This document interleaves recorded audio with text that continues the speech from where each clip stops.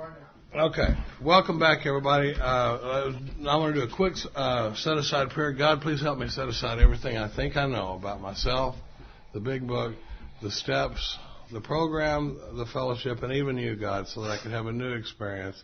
Please help me to see the truth. Amen. A good friend of ours just drove up from Jersey. I want to welcome Chris to the gallery here. Yes. Some of you guys know.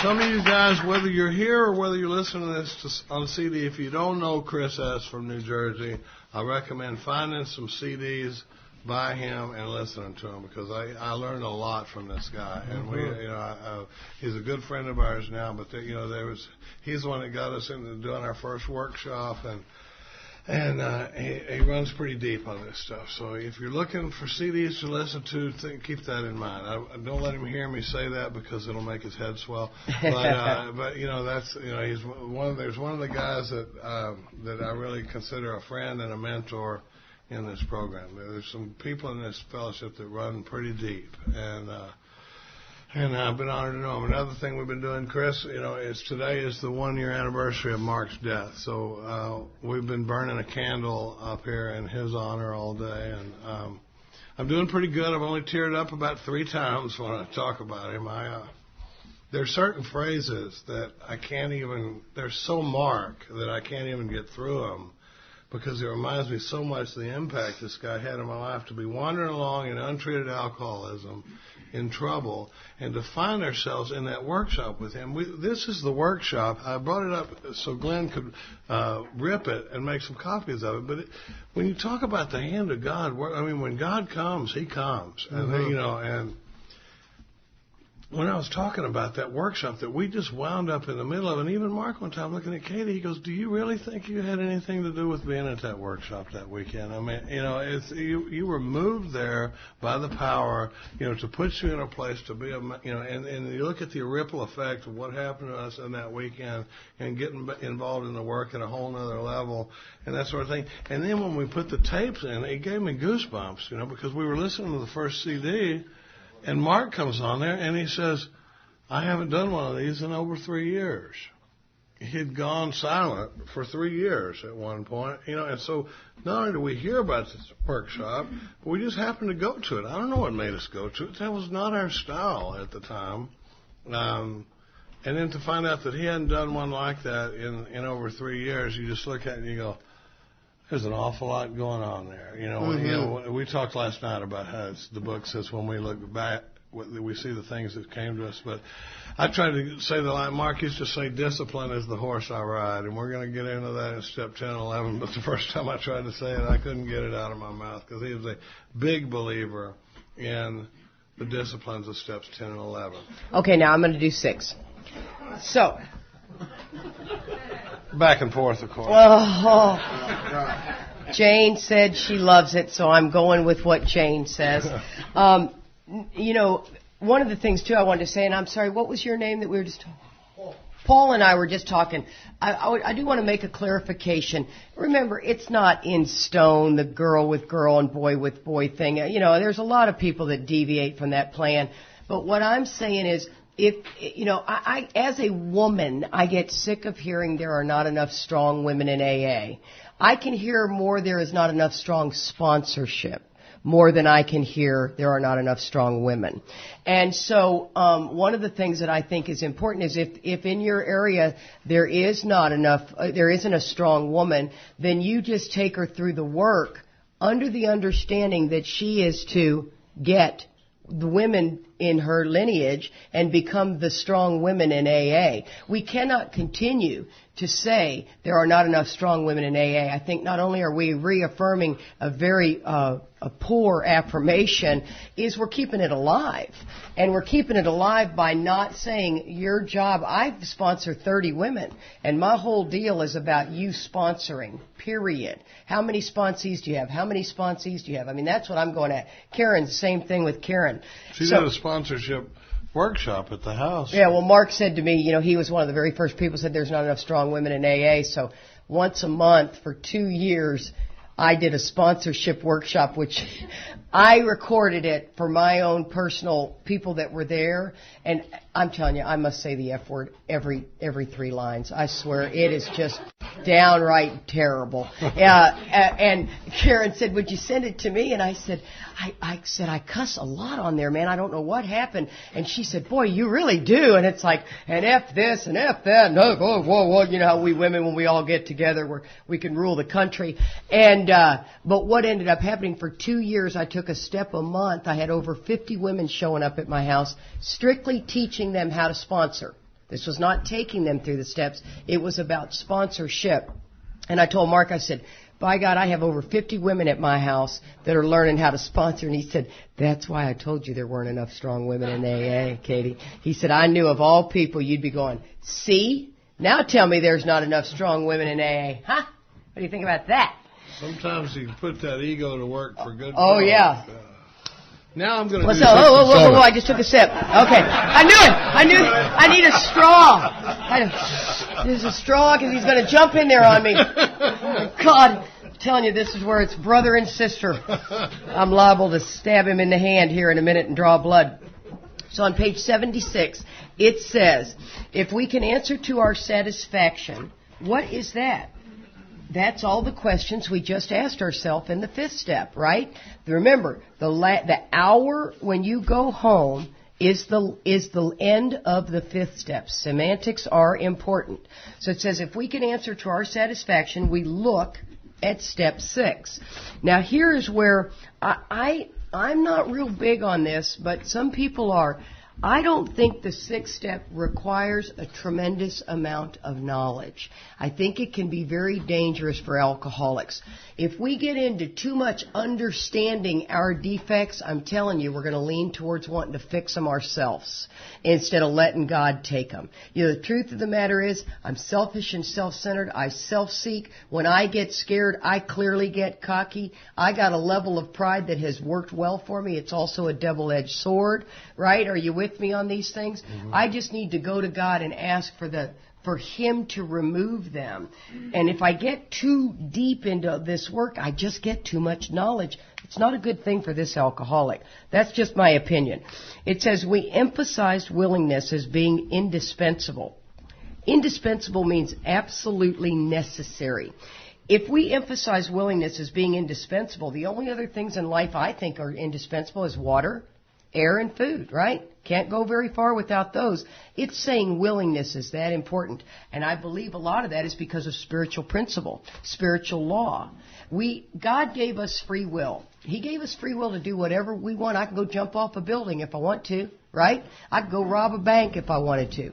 I could go have an affair if I wanted to. There's a lot of things I can do. I try to live along spiritual principle. I try to stay connected to this power. This power says the only way I can enter is through you asking. Isn't that kind of cool? So God says you've got to be willing. You've got to come to me with this level of willingness. A friend of ours likes to say that God is a gentleman. He doesn't go where he's not invited, and he doesn't stay where he's not made welcome. That's exactly right. It says, are we now ready to let God remove from us all the things which we have admitted are objectionable? That is a question that they're asking us. And I'll tell you, I held on to a level of you remember I told you I left home at 15. I'm this tough little broad, I lived in this little house. The shrimp boats pulled up behind me. I am this tough little gal. I will get in the middle of a fight when I know I don't even know how to throw a punch. But that's just my nature. Charlie got in this fight in the airport, and I swear it was the most awkward thing. We're walking along, and this guy comes barreling down, and he elbows Charlie's 87-year-old mother. And Charlie's like, dude, man, he grabs him by the arm, and I'm thinking, uh-oh. And they did that moment where they stand there and growl at each other. Well, he shoved me, and we go back. And they hadn't shoved you yet. I'm telling the story. And we're getting ready no, you're going to ruin the story. We're coming back together, and this little spider monkey comes flying from offset. We're just coming back together. I hadn't even said the story yet. Oh, I'm shortening the story. Okay, so see, that's what he did. He shortened the story. We're going to have a vote. Who likes my story better than her story? Yeah, okay, all right. Don't you take his side. Yeah. Okay, My man. So now listen. So what we got is, these two boys are like two bulls. And the guy goes, let go of me. And he said, hey, dude, let go of me. Let go of me. And the next thing you know, man, there's just that moment of, oh, my God, I think somebody's going to throw a punch in the airport. You can't do that anymore, right? And that guy just shoves the crap out of Charlie. And when he does it, I jump between them. And I'm like, hey, mister, and once again. It confused the hell out of both of us, I got to tell you. So here's the little spider monkey. You couldn't tell me to not do that. See, that's of my nature. For some of you women, you would have just backed away and went, whoa, dude. Not me, man. I'm like all over this guy. It's like, come on. What are you doing? That's because that's of my nature. Now, let me tell you something. That's driven. That's driven, but that has served me well because it protects me. It's also one of the things that is very, very dangerous. It puts me in places I shouldn't be. I get in predicaments that I'm in over my head. All that guy needed to do was take a swing at me. What would my husband have done?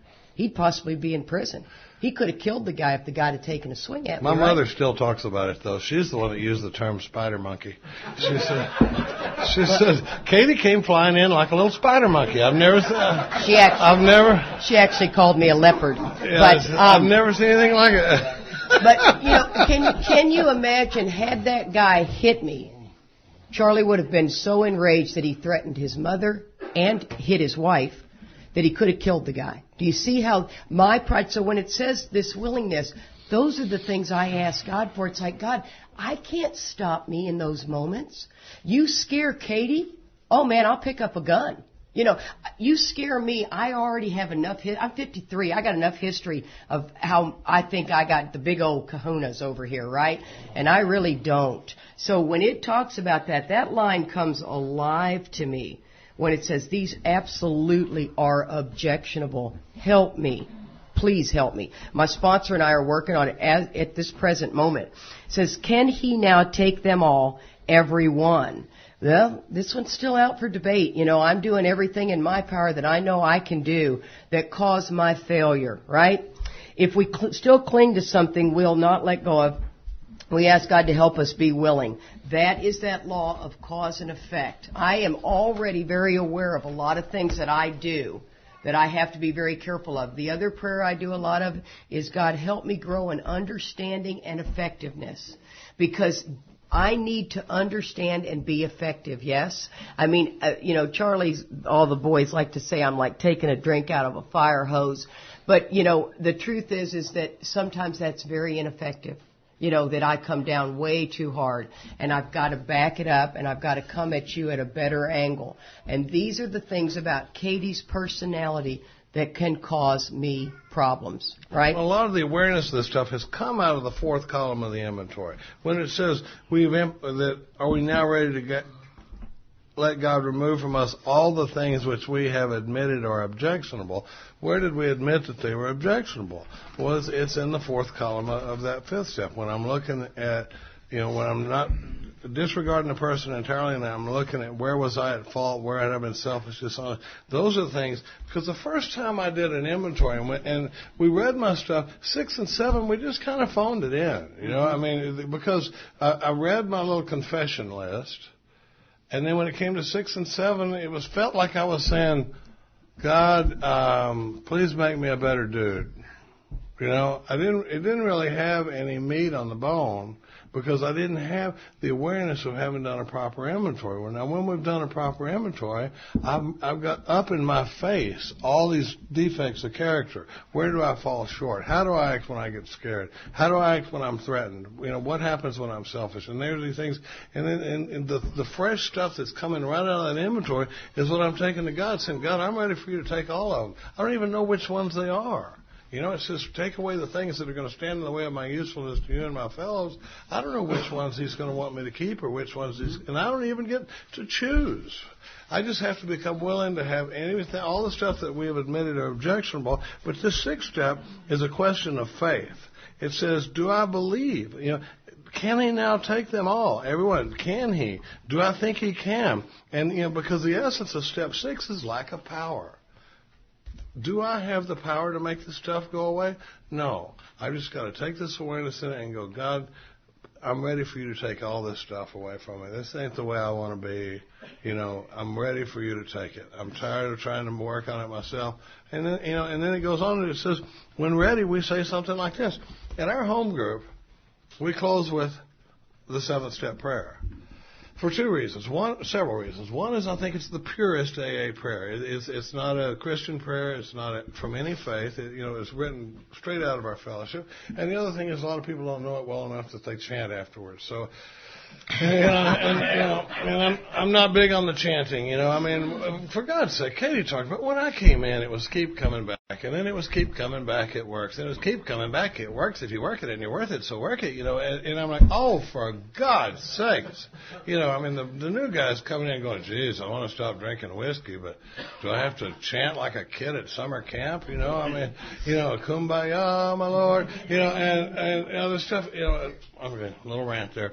But then they started saying, God could and would if he was shot. Do they do that up here?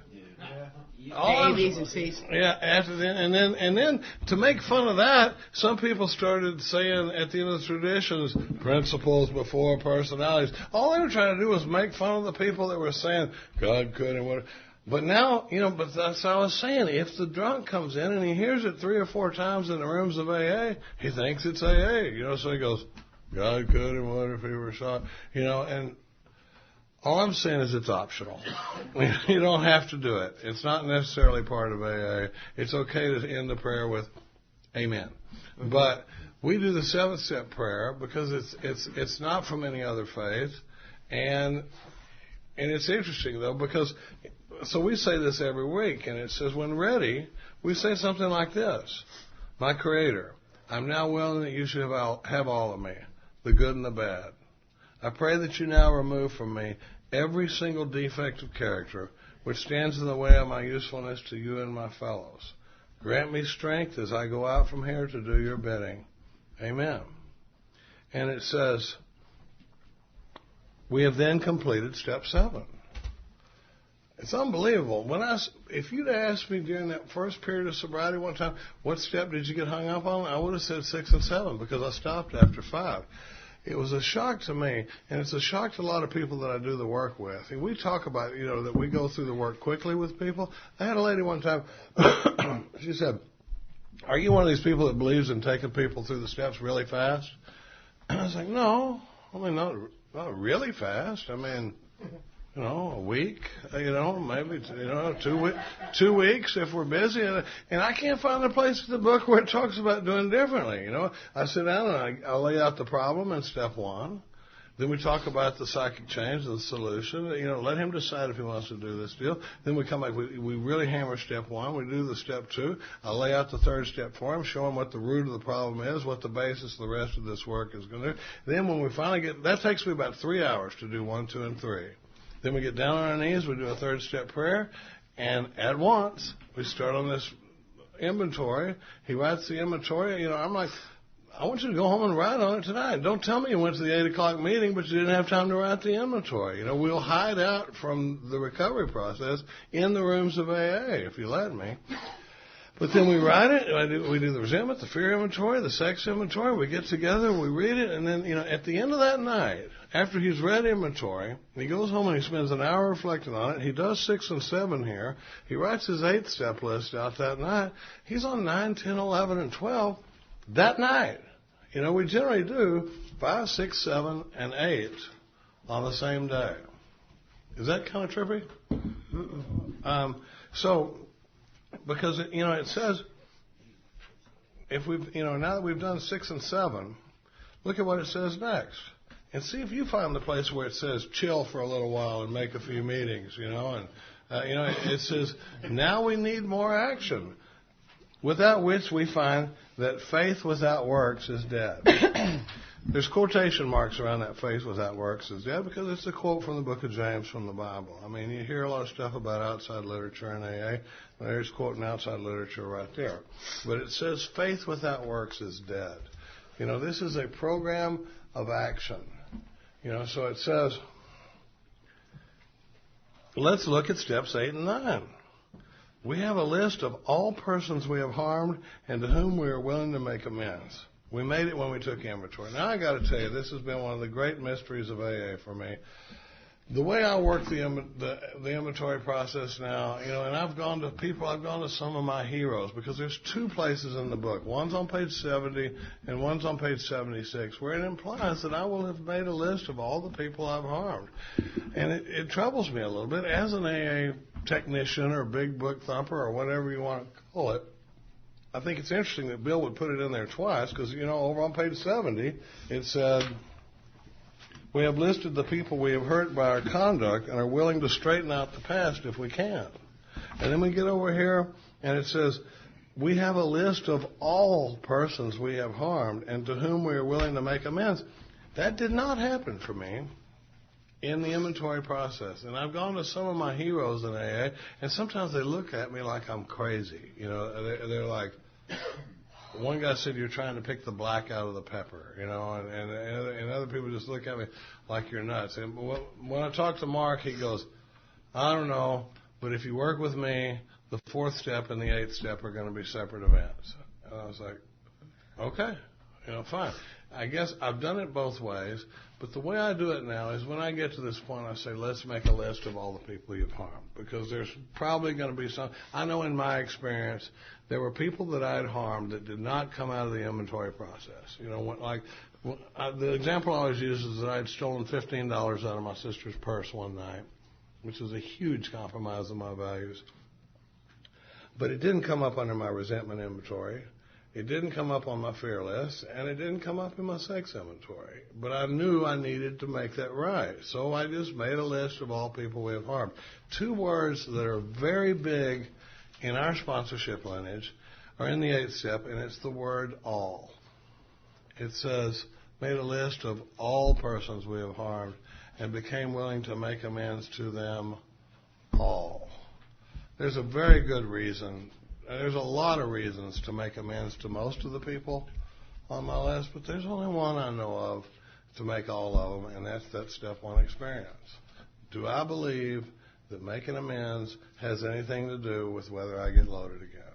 Do I believe that the amends process can block me, whether I know it or not?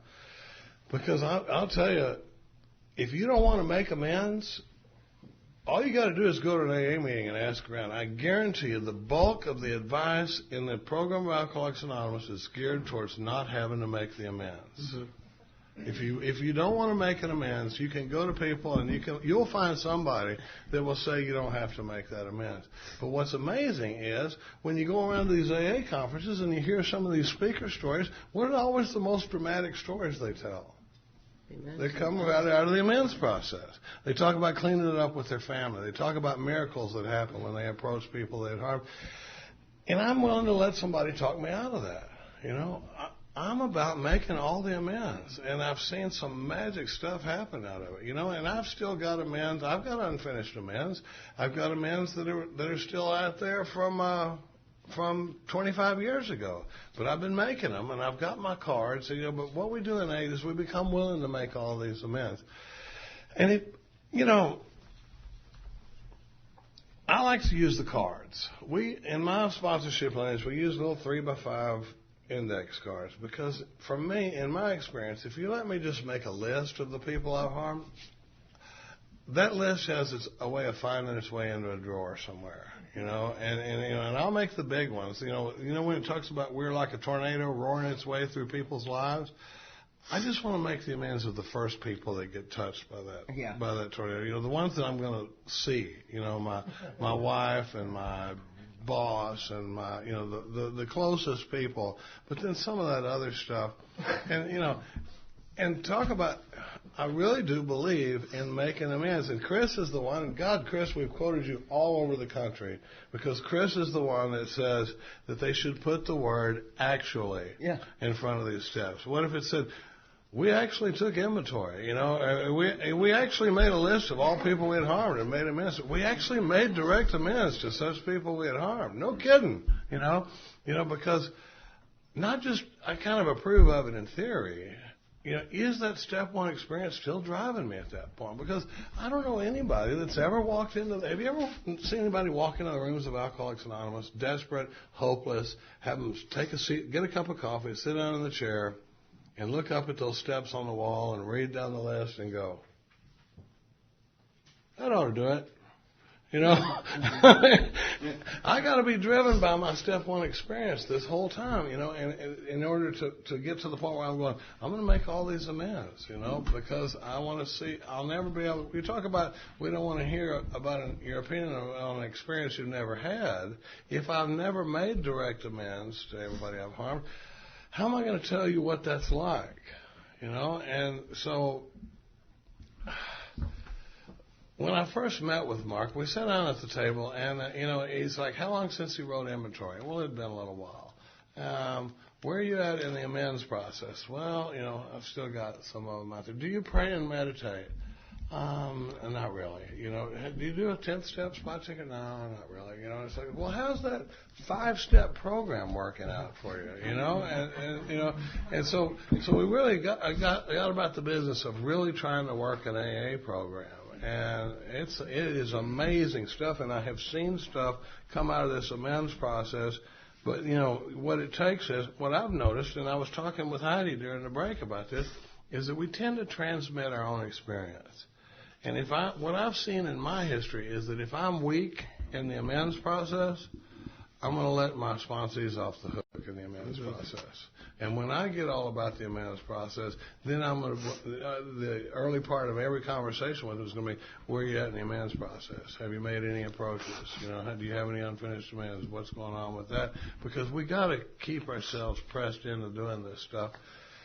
But the magic, oh my God, we're not going to go a whole lot into the mechanics of, but we're going to have a good deal of time, and I'm going to let Katie roll on some of this for a while, and then I'll come back in a little later. Well, one of the things, too, is I was incredibly weak in my 8 and 9. Oh, my gosh. I bet you I made 10 amends when I got sober, and that was it.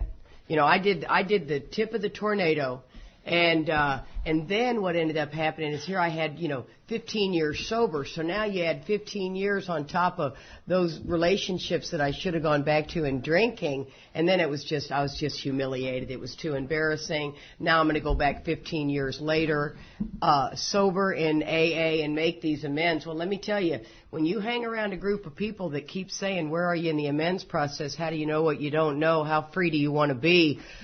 You'll end up being pressed into making those amends.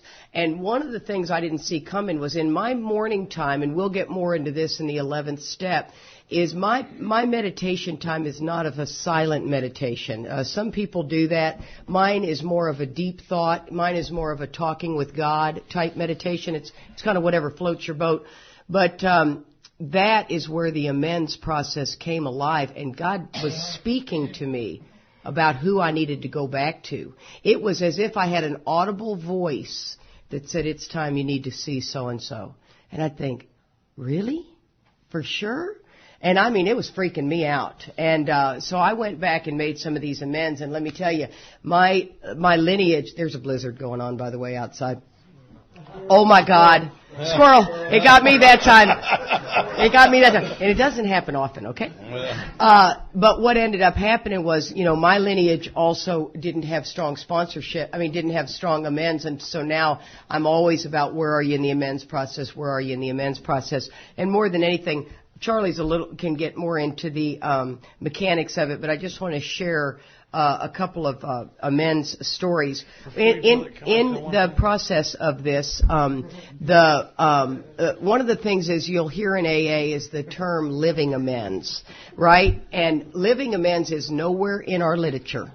There is no such thing. The one thing is there's a long road of reconstruction ahead. We must take the lead with family. And then the end of the 12th step says practice these principles in all our affairs. That is what living amends is we do try to be better people and do that. But if I have stolen something, I need to go repair that, because that really falls under spiritual law, if you really want to know the truth, is we go back and we mend the past. Now, don't get me all mixed up yet. I want to just share one quick thing. There was when I had left home, I had a relationship with a guy in high school. we'd been together for 3 years. Now, remember, I left home early, so he and I were together for 3 years. His family had taken me in as a part of their family. It was a pretty cool deal, to say the least. I had left Houston and was living in this small town called Freeport. And one day I literally woke up. This is how self operates. Now, I didn't know this was happening at the time. It's always looking back. But I woke up one day and went, my God, this guy, I'm in love with this guy. He's in love with me. He's going to want to marry me. His dad owns a construction company in this small town. I do not want to live in this small town. I am not going to live in this small town. I got to get out of here.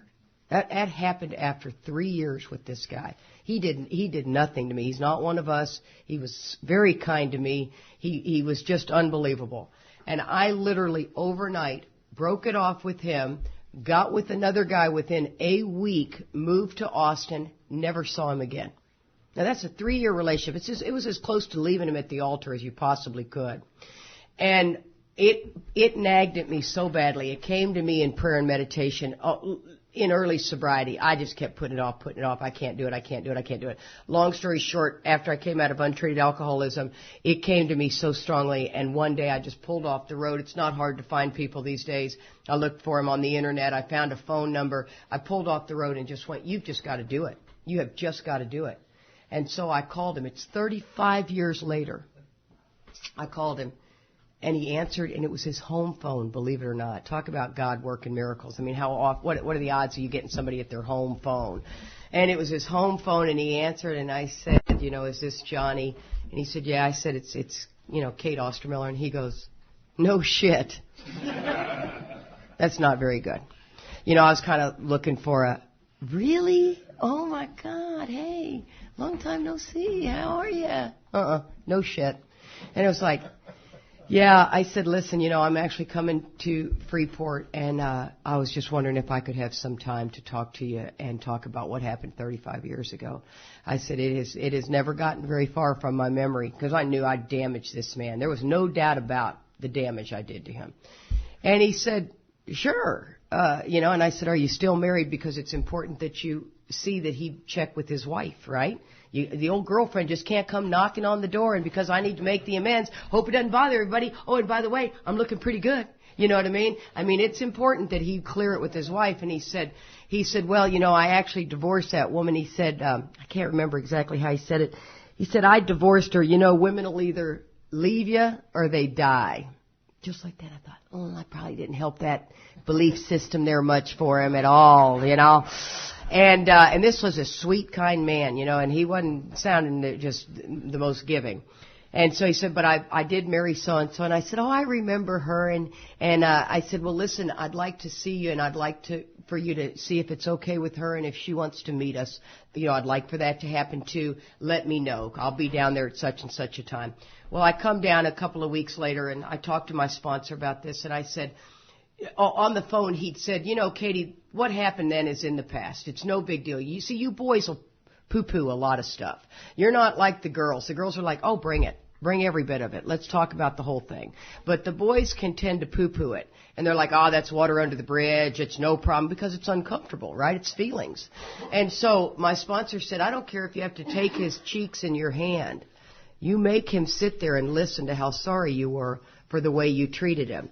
And so I end up meeting him for coffee, and what turned into about an hour and a half talk. And I had to get through that bravado of no big deal, no big deal, no big deal. He ended up crying 4 times. And he said, I've often thought about what our children would look like, what our lives would be. I mean, I broke this man's heart. And I would have missed that. See, I didn't sit there and feel guilt and shame. Don't get me wrong. I got an opportunity to let this man tell me how damaged and heartbroken he was, and that he does often think about me and how our life would have been. And I got to give him a big hug, because we weren't going, it's not like we're going to rekindle something. That wasn't it at all. But that magic of that moment I would have put off, because just too much time had gone by. And that's what I'm telling you guys. When Mark says, how free do you want to be? I had no idea what's sitting there across from that man that I had damaged so badly, and got to listen to him, on 4 different occasions, tear up and say what he said. And so that's the kind of stuff you don't want to miss. And here's the other thing I tell my sponsees. What would happen if somebody came to you that really hurt you badly and came and made that amends to you and held your hand and told you how sorry they were for hurting you? Would you have not just been touched by that gesture? And yet we'll say, I don't want to do that because of that level of self-centeredness, right? That driven by that self-centered fear. We won't do it, but if you do it to me, my life has moved, my world has changed. And so I encourage you to look at it from an entirely different angle and see as if that person came to you and made that amends, how special that would make you feel. Those were the two stories I just wanted to share. Great. And there's something, we pound the self piece when we go through the steps. When we do a step study, we are so much about what the book says about that selfishness and self-centeredness is the root of our problem. And I see it repeated throughout the work. And I didn't see it for a long time. Because, we've seen it in the 4th step, the 5th step, right? Are you with me on that? Listen to what it says in the 8th step. Now we go on page 76 in the third new paragraph, about halfway through the third new paragraph on page 76.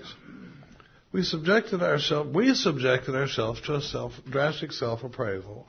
Now we go out to our fellows and repair the damage done in the past. Listen to this. We attempt to sweep away the debris which is accumulated out of our effort to live on self-will and run the show ourselves. Does that sound like it's restating the deal in step 3? Does that sound like one of those little hub lines reminding me of the deal we made in step 3? It's telling me once again that where these harms come from is they are the kind of debris that accumulates out of a life run on self-will. I'm in constant collision with something or somebody, and I hurt people. Mm-hmm. And that's what we're trying to go out. And the thing it says, if we haven't the will to do this, we ask until it comes. That's the first prayer in there. And it says, remember it was agreed at the beginning we'd go to any lengths for victory over alcohol. There's 5 pages that I know of in the book where it talks about being willing to go to any lengths for victory over alcohol. They're on page 58, page 76, page 78, page 90, and page 96. It happens in the 12th step. It implies in the 12-step call and working with others that I'm supposed to ask this guy, are you willing to go to any lengths for victory over alcohol? It talks about it in how it works, if you want what we have and are willing to go to any lengths to get it. That's what it's talking about. And it goes on here. But the thing about it says probably there's some misgivings that goes, but this thing about the selfish program, look at what it says at the top of page 77. At the moment, we're trying to put our lives in order. But this is not an end in itself. It says our real purpose is to fit ourselves to be of maximum service to God and the people about us. What? Our real purpose is to fit ourselves to be of maximum. It doesn't say, I used to think that it said our real purpose is to be of maximum service to God and the people around us. And then they'll do the set-aside prayer one day and you're looking at it and it says our real purpose is to fit ourselves to be of maximum service to God and our fellows. It doesn't mean that I'm going to be down on the street corner with a bullhorn and a Bible and gauze clothing and, that sort of thing. Quit my job and go run it. But I'm supposed to fit myself, try to get as unblocked as I possibly can, get close to this power, stay close to it, perform His work well, and He will take care of what I need. I can't pound that deal enough that we made in step 3, that He'll provide what I need if I stay close to Him and perform His work well. All I can tell you is I made a decision a few years back to try to go all in on this deal, to see what would happen if we actually did the whole deal all the way, pay all the taxes, actually pay the insurance, not cheat on anything, be honest about everything, make these amends, stay close to Him, perform His work well. And all I can tell you is He's been doing a kick-ass job of holding up His end of the deal. The last few years have been unbelievable. I'm flush for the first time in my life. I used to spend all my time focused around work. Now it seems like I spend half my time working with drunks, but I've never been in this good. I'm in the best relationship I've ever been in. I don't know if it's. I don't believe in coincidences on this kind of stuff. You know, it really seems like the deal is working. But, you know, part of the deal, when we talk about, there's a lot of instructions on the amends process, and it tells us how to approach different kinds of people. We're doing real good on time on this one, aren't we, honey? Yeah, and I'm going to jump in for one more quick story. Because before you tell this story, what I was going to say is part of living a life based completely on self is that I have very little awareness of my effect on other people. Mm-hmm. You know, part of getting with this amends, when we do this card process, what we'll do is we'll put on there the name of the person I harmed, their contact information, and then the nature of the amends, and then down at the bottom I'll put, how can I make this right, and have I harmed you in any other way? And those two questions are so powerful. And one of the things you have to be able to push through, what Katie said is, well, we don't want to make this person uncomfortable, but most people have never experienced anything like this. Very few of us have ever had somebody come to us and say, I have wronged you and I want to make that right. And boy, it can change the ripple effect that can happen. We don't know what it's going to be like. That guy might drive home from there and go, I've never seen anything like that in my life. You know, who have I wronged? You know, who do I need to straighten things up with, and that sort of thing. But part of living a life based completely on self is I have very little awareness of my effect on other people because I'm only focused on me, you know. And so when we get into an amends and I say to my sister, can you imagine a pinhead like me going to my sister and saying, Carol, I've harmed you and I want to make amends to you.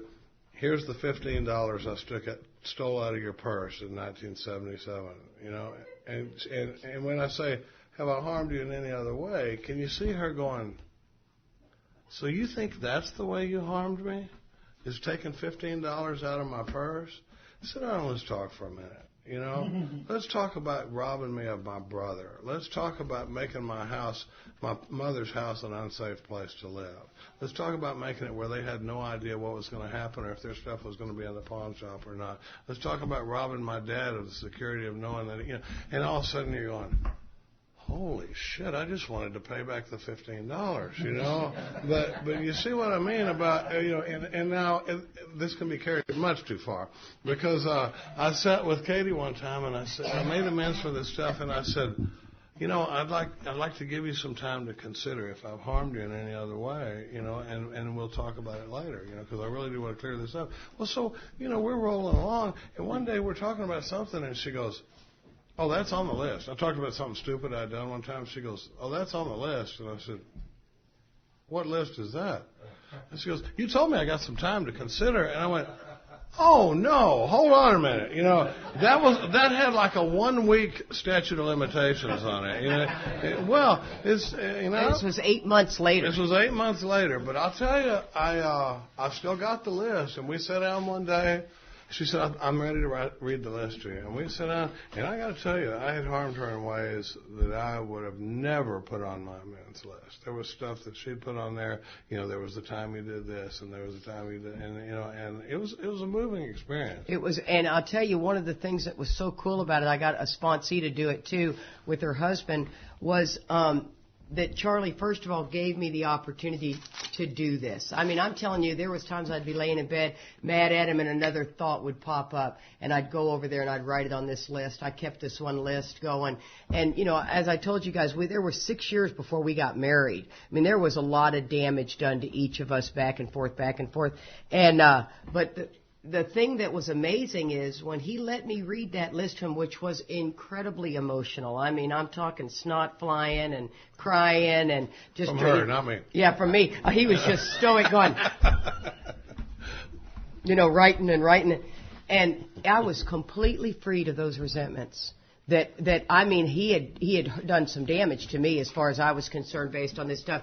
And every time we get in a fight, it was like I had a Rolodex in my head of all these things. And you did this, and you did this. And I mean, maybe it's the way women are wired. I don't know, but I couldn't get rid of it. I was praying and asking God, and that process gone.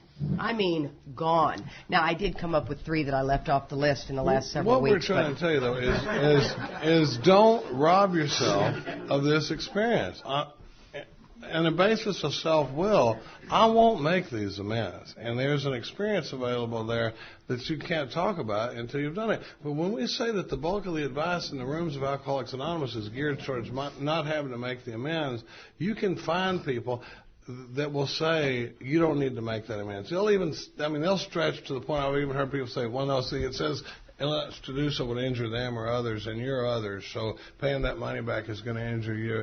Well, there's a line in there where it says the rule is that we're hard on ourselves and easy on others. And I think that speaks to whether I get to be part of others. It's not saying, but as self-centered as I am, I'm going to latch onto that and go, yeah, by God, I don't have to do it, but...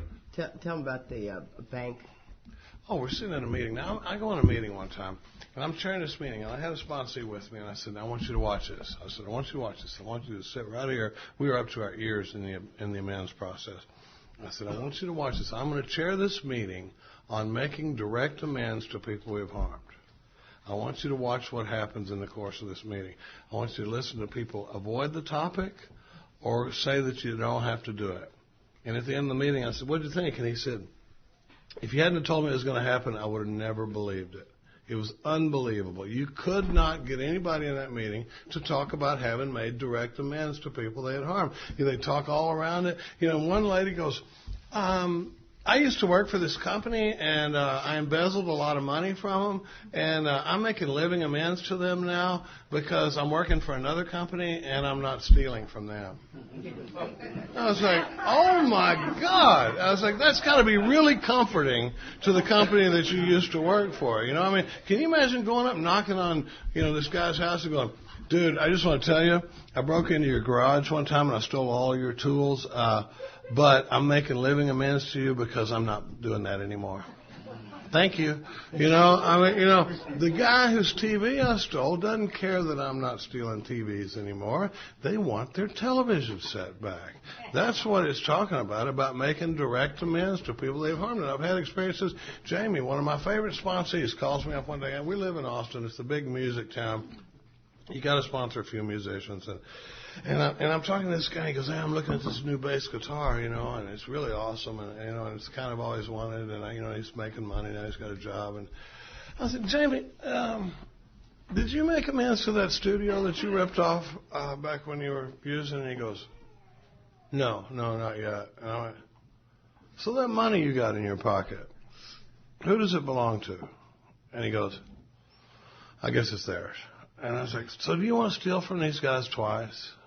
And he goes, fine, I won't buy the guitar, but he goes and he makes amends, and I've been watching these guys clean this stuff up, and then you come out of this deal actually, knowing that you've worked an AA program and you've made every effort to clean up the past, and it's the scary ones that come out with the most dramatic stories. Mm-hmm. You see people doing stuff that they would not. The same Jamie that we're talking about, and Katie, I almost never get through this story because this guy, I'm out at the treatment center one time doing volunteer work, and this guy is I'm doing the first step, and I look up, and here comes this guy. I'll show you guys on my phone a picture of this guy later. He's walking towards me. He's got ink, every inch of skin you can see. He's got a ring in his nose. He's got a big full beard. He's got dreadlocks literally down past his waist. He's pigeon-toed, and he's kind of walking over towards me, and he's like, what's up, And in my mind, I'm thinking, oh, dear God, please don't let him ask me to sponsor him, And he walks up, and it has been one of the most fulfilling relationships. I never get through this guy because I have watched this guy. This is a guy that knows beyond a shadow of a doubt that his life was saved and changed by the program of Alcoholics Anonymous. This was a hopeless, drunken dope fiend sitting in a treatment center that had no shot. Riding a bike. I've watched God move in this guy's life like nothing you've ever seen, and I almost missed it. To not get to be a part of this experience. I watched this guy go up to Mount Olive, New Jersey one time and turn himself into the police up there on a 19-year-old warrant. And he told me before he left that he goes, I know the only reason, he said, I don't think I'd go to jail on this. He said, but the only reason they would put me in jail is because there's somebody sitting in that jail that I'm the only one that could carry the message to them.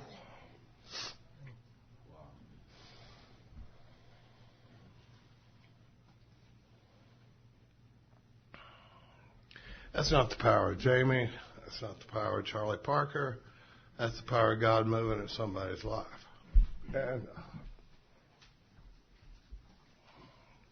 I almost missed it. You know, to have been brought back into doing this program at a deep level has been the most meaningful thing that's ever happened in my life. I mean, I was dying of untreated alcoholism at 17 years sober. And if you'd have told me at that time that what is going to change my life and set me on fire is the program of Alcoholics Anonymous out of the big book, I would have told you you're out of your mind, because I've been banging around AA for 17 years. I know what AA brings me, but it turns out there was a level of the game going on that I had never even stuck a toe in the water. You know, I've talked about it many, many times. I almost missed it. If I'd have died, I was in a plane crash in 2003. If I'd have died in that plane crash, I would have never known. I would have thought I had been in AA. I would have thought I had experienced what AA had to offer, and it turns out I hadn't dipped a toe in the water, man. I mean, when we met Mark, and we met Chris, when we met all these guys, when we started doing this deal at a whole nother level, Mark used to say, how do you know what you don't know? Mm-hmm. And how free do you want to be? And God almighty, man. I want to tell this one quick story. One of the lines that really jumped out to me was on page 77, about first paragraph down. It says, the question of how to approach the man we hated will arise. And, you know, I got to tell you guys, I had somebody on my inventory 4 times, this one individual. And I really couldn't stand this individual. I mean, and he was in the program, and I saw him often, and he just, you know how somebody just rubs you the wrong way, just bugs the crap out of you. And he did. And he was on my inventory, and I never followed it through with the need to make an amends, because I didn't see any harm that I had done to him.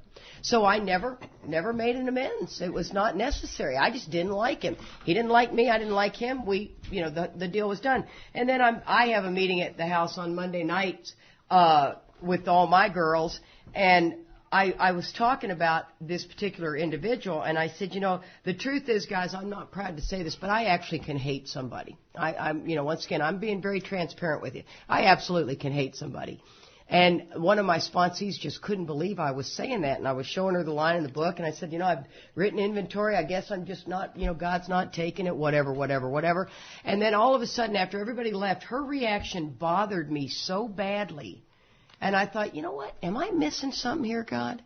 Is there something more I need to be doing? And I am not kidding you. Once again, that, where it says our thought life will be placed on a higher plane, it was as if God said, you need to make an amends to him. And I thought, oh, no, that's a bad plan. Bad plan. I don't really, what am I going to go, hey, I've been talking crap about you at meetings, that's not a good amends, right? Mm-hmm. That's not what the amends process is about. And all of a sudden I went to this meeting and I saw him. I went up to him and I said, if you got a minute after the meeting, I'd like to talk to you. And he goes, sure. And I sit back down and I said, okay, God, I've set the ball rolling here. Talk to me. I need something. And all of a sudden an event came to mind where he had been a party to it, right? He'd been in the room, and I'd embarrassed him, and I'd insulted one of his friends. I know that's hard to believe that we can do that, but I had done it. And I had insulted one of his friends, and that affected him. And actually it's when the wedge between our relationship about 4 years began. And I went up to him and I told him how sorry I was for having put him in a predicament where I hurt his friend's feelings. And I went into this amends, and he gave me this big hug, and he goes, thank you so much. And I'm not kidding you. The part that really blew me away was the next morning I thought of him first thing and wondered how his day was. And I actually, had it been appropriate, I would have called him and said, hey, how you doing? But that would have been inappropriate. It just wasn't the right thing to do. But the fact that I actually, my very lives as ex-problem drinkers depends upon the constant thought of others, I thought of him. I mean, talk about magic. That's the part where he was on my inventory for 4 years. I had no idea I needed to follow that through, and God gave it to me right before I went up to him. I remembered what I had done, because once again, we're blinded to that. So I thought that was a pretty cool little story. I didn't mean to take that off of Jamie's touching story. No, it's all good. But, what's funny is when we sat down at the table with Mark for that Thursday night meeting, and I felt so fortunate that one of my heroes had moved to Austin, had agreed to sponsor me, and now he's actually making a priority of coming over to the house on Thursday nights with me and all my sponsees. Well, we sit down at the table, and it's our first meeting, and we don't know how this is going to go, and it feels like we're being kind of intuitive, and what should we do? Well, when you get a group of us together, a bunch of self-centered alcoholics, and we want to address the program of Alcoholics Anonymous, what's the first thing we're going to want to do? Talk about me. Write inventory, right? How many of us think when we need to get back into the deal, I must need to go write inventory, right? Because surely that's it. I need to go write inventory. Well, Mark sits down there and he goes, where are you at in the amends process? Everybody kind of hangs their head a little bit. I go, from the last amends you did, have you made any of those amends? And actually, no. I've still got most of those. So, and I thought it was so intuitive of him. I'm seeing now that it's what you need to say to everybody, because what happens is we do the amends process, we do a fifth step with somebody, we go do 6 and 7, and then when we get up to the amends process, I think I'll go to the 5:30 meeting. And, and what happens is over a period of time, I start getting uncomfortable again, and then eventually I go, I need to write inventory again. Could we get together and write inventory? And he's like, no, we're going to do the amends from the last inventory you did, but that did not occur to us. So what we did, and I want to say this in the little time we got left, this was a very powerful exercise. With this group of guys that all had spiritual consent with each other, we're all sitting around the table, and we came up with the idea, let's all write our amends list. And let's meet here next Thursday and read our amends list to each other. And because we all had spiritual consent with each other, we weren't worried about anybody, hearing any of this stuff because it's going to stay at that table. But it was such a powerful experience because not only did it get me into writing what amends I needed to make, we sit down, with a group of guys like this right here, and when this guy reads his inventory list, you best have your pen and paper handy because I guarantee you things that are on his list are going to wind up on your list, And then this guy reads his list, and, and he'd go, I ate in a lot of restaurants and ran out without paying. And you're like, oh, well, okay. I didn't think of that one. And then the next guy goes, I used to buy gas and drive off without paying. And I'm like, oh. And I start writing, and what happens is, my list got a lot longer, but it also got us all accountable to each other. How you doing are you making any approaches on any of those amends? Whatever happened to that deal with your mother? And, and that sort of thing. And it got us out there making these amends. And the other thing I can tell you is that when your consciousness opens to the amends process, they will come bubbling to the surface. Mm-hmm. Now, I don't know how much effort has been put forth up to now in keeping those little turds punched down below the surface. But when we open up to the process, they just start going bloop, bloop, bloop, and it is unbelievable. Chris was talking one time. I don't know what made it pop to the surface, but I was listening to Chris talk one time, and he goes, if I'd have known I was going to have to make amends, I wouldn't have stolen so much. And then, bloop, it just popped to the surface that I stole this Volkswagen one day in high school. And I was like, oh, my God, I had completely blocked that out. And stuff starts popping to the surface. I went back and made amends for riding my motorcycle on a golf course and doing a donut around the green. I mean, I'll never forget it. I called this guy up, and I'm in the golf business. I called this guy up, and I said I did. I told him what I did, and he goes, when was this? And I said, best of my recollection, 1972. And he's like, I think that grass has grown back pretty well now, and I was like, well, let me just tell you, I'm really sorry.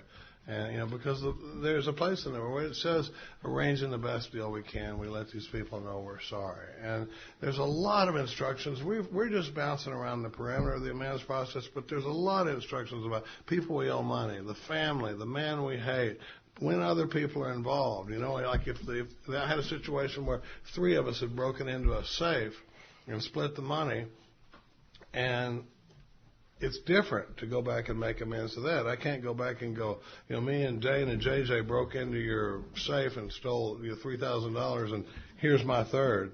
It talks about what to do when other people are implicated, and you have to talk to them. You have to get their permission. Then the drastic, is if it's implicated, then we make the approach. But there's ways of making all this stuff. Sometimes we have to write an honest letter, but there's just actually being interested in this process, it's an amazing thing. And I've been watching a lot of experience happen, and it's taken AA to a level that I never would have known was. But one of the things, well, we're there's not going to be. Did you have something else? Yeah, I was just going to. Well, I think we should probably wrap it up.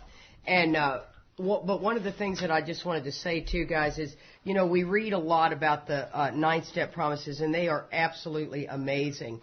But one of the things that I think is always important is that you never make an amends until you run it past your sponsor.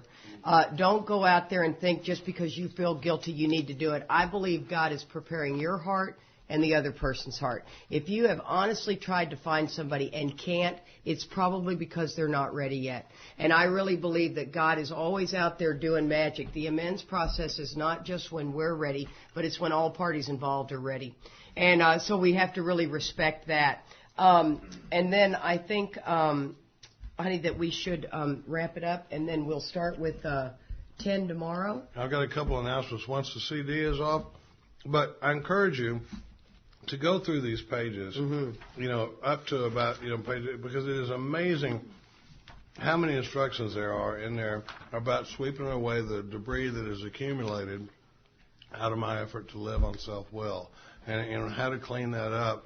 And when, Katie talks a lot about spiritual law, Emmett Fox talks a lot about spiritual law, but I really don't think we can get over in this area, and what's amazing is how many times, if I actually take the commitment and go, you know what, God's got me on this deal.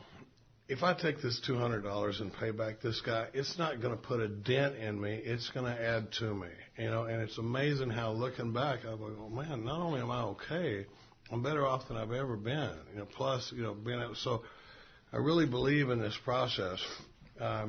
We're going to break now, and then Linda's got an announcement that we'll make after the end of the deal. So stand put for just a second, and I want to tell you, it takes a lot of energy to sit up here and do this all day, but I really admire you guys for sitting out there and doing it all day. And I just think you should give yourselves a big hand because.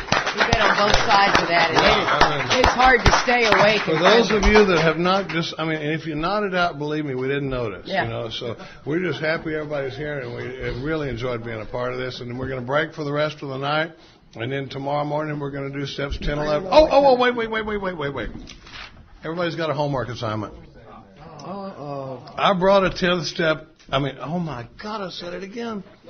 I brought an 11th step evening review form for everybody, and I'd just like for you to take it tonight and do a written evening review on this form, and so we'll have some fresh experience to talk about in the morning. So please come up and get one of those at the end of the day. And then also, we start at 9:30, but there's an 8 to 9 meeting, as Bill sees it, AA meeting. There's also an Al-Anon meeting that meets in the small room, and then at 7:15 there's a meditation from 7:15 to 8, and that meeting sometimes gets lost in the mix.